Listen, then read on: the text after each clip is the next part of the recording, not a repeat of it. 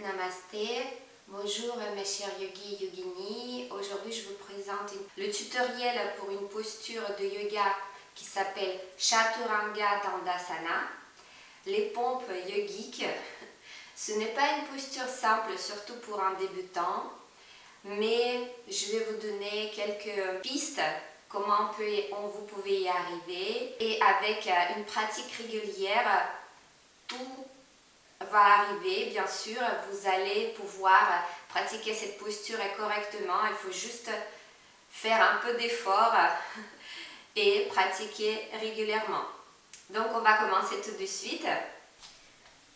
Dans un premier temps, pour comprendre la logique de cette posture, mettez-vous devant un mur. Mettez les pieds à la largeur du bassin, pas trop large. Vous allez construire une ligne droite avec votre corps. Imaginez que c'est comme si on faisait déjà cette posture. C'est comme si on était en planche. Mais on va le faire debout dans un premier temps pour vraiment comprendre. Donc, le bassin, on n'envoie pas le fessier en arrière. Mula Bandha, gainage, donc vous connaissez déjà tout ça.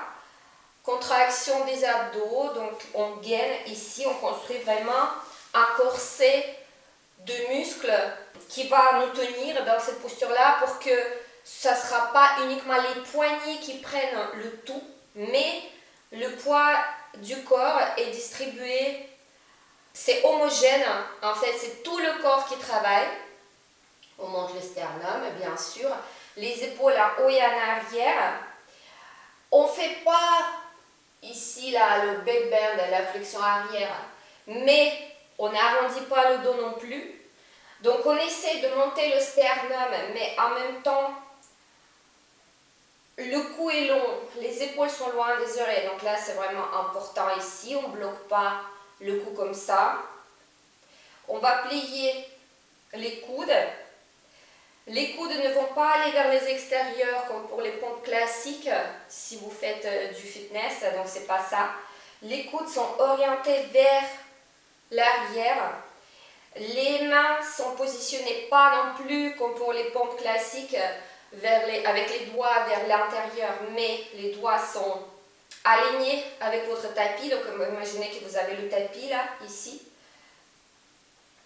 Les coudes sont à 90 environ.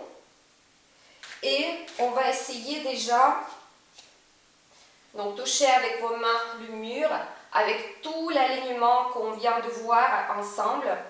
Les mains ne sont pas très larges non plus, donc c'est à la largeur des épaules environ, avec les doigts un tout petit peu écartés. Et les mains sont, activez vos muscles également parce que autrement, si on n'active pas les muscles des mains, des poignets vont prendre le poids. Donc ce n'est pas le but en fait, ce n'est pas le but d'affaiblir nos poignets, mais au contraire de les renforcer. Et avec tout ça, tout ceci, contraction des fessiers, les cuisses, gainage, Mula Bandha, les épaules sont loin des oreilles, le cou est long, donc le menton ne va pas vers l'avant, mais aligné, donc c'est toujours la ligne droite.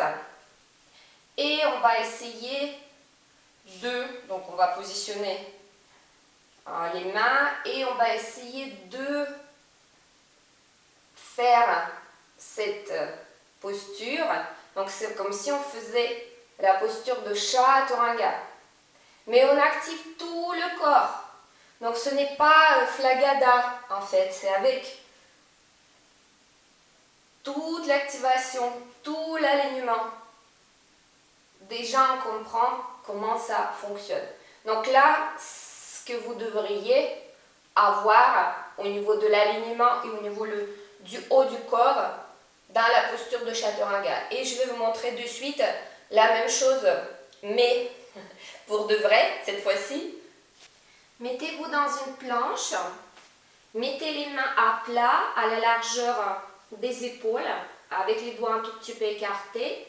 On n'arrondit pas le dos ici, ni on ne va pas descendre le bassin non plus. Donc on va chercher le juste milieu dans cette planche. Le cou est long. Les pieds sont à la largeur du bassin. Et maintenant, Ce qu'on vient de voir avec un mur, on va commencer par, donc le cou est long, on va commencer par plier les coudes. Les coudes vont le long du corps et on s'arrête quelque part au milieu. Et voici, donc c'est ça notre posture. Les erreurs courantes. Une des erreurs courantes, c'est que quand on nous manque encore de la force dans nos bras, dans notre dos, dans nos abdos, on n'arrive pas à tenir tout simplement et on tombe sur le tapis. C'est tout à fait normal, tout le monde commence par là.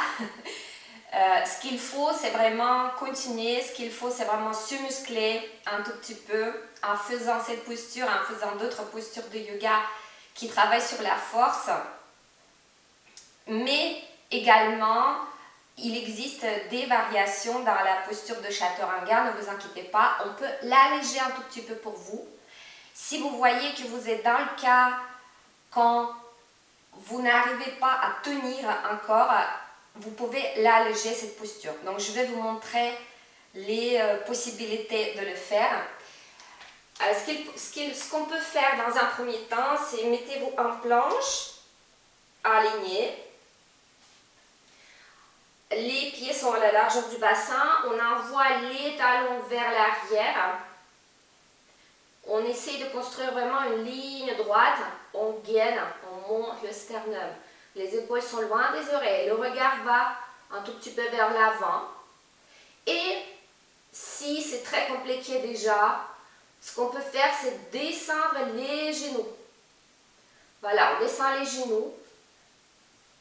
Et on garde toujours le même alignement, c'est-à-dire les fessiers sont contractés, les abdos, Mula Bandha, on monte le sternum, les épaules sont loin des oreilles, le cou est long.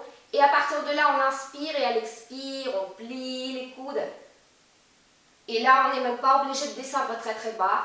On peut faire les petites pompes comme ça et on renforce nos triceps. Voilà, donc ça c'est une des variations. Une autre erreur que certains débutants font, c'est que quand on envoie les coudes vers les extérieurs, comme pour les pompes, rappelez-vous, les coudes ne vont pas ni vers les extérieurs ni vers l'intérieur, parce qu'il existe des personnes qui font ça aussi pour se tenir mieux.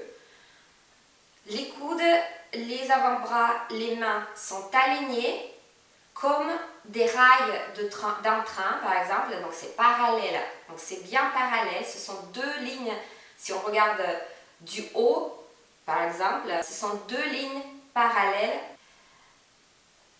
Et je vais vous montrer maintenant une autre possibilité, comment on peut travailler cette posture si on débute avec des briques. Mettez des briques à la largeur des épaules, mettez les mains à côté, à plat. On construit notre planche, ce n'est pas très grave, donc si je me répète, le plus on se répète, le mieux on s'en souvient après, mais après il faut pratiquer aussi parce que ce n'est pas uniquement de la théorie, c'est vraiment la pratique, c'est vraiment très important, c'est ce que je dis toujours à mes élèves.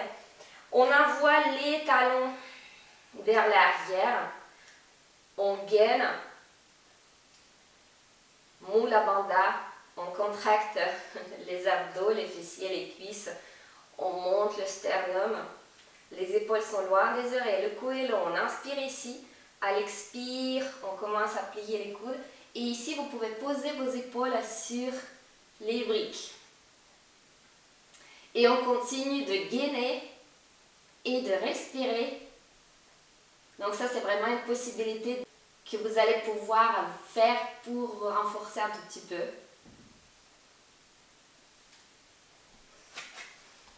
Et maintenant, une fois que vous avez compris la logique de cette posture de Chaturanga Dandasana, je vais vous montrer le passage et comment on peut monter à partir de Chaturanga, monter en chien tête en haut et ensuite on passe en chien tête en bas. Donc c'est un petit enchaînement qu'on utilise beaucoup dans le Vinyasa Yoga pendant nos Vinyasa. Donc, rappelez-vous que vous pouvez toujours le faire avec les genoux posés sur le tapis. Je vais vous montrer d'abord avec les genoux posés et ensuite je vais vous montrer la version complète, donc quand on ne pose pas les genoux. Nous sommes en planche, en gaine.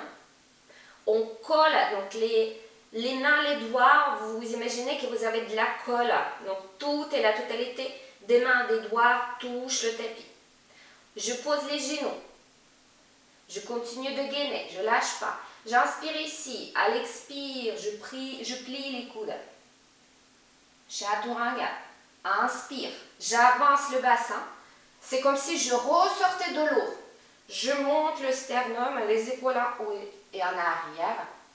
Chien tête en haut. Je contracte mes fessiers, le bassin ne touche pas le tapis. Expire, je commence à monter le bassin. Je monte, je monte, je monte, je monte, je monte.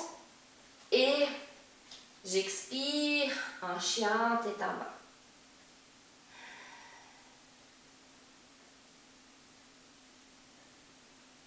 Je roule mes épaules vers les extérieurs. J'appuie un peu plus sur les pouces et les index et je monte les ischions vers le ciel.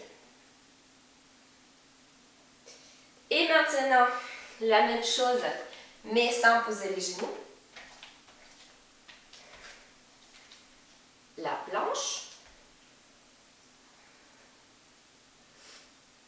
Le regard vers l'avant. Le cou est long. On inspire ici, expire, chaturanga. Inspire, chien tête en haut.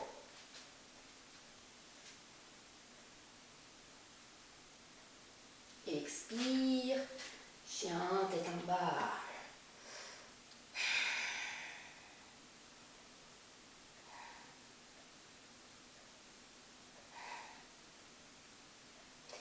Voilà mes amis, vous allez pouvoir le faire, pratiquer régulièrement et ça va très bien se passer, vous allez voir, vous allez y arriver avec cette posture qui est quand même très compliquée. Je vous dis une bonne journée, namasté et à bientôt. Ciao, ciao!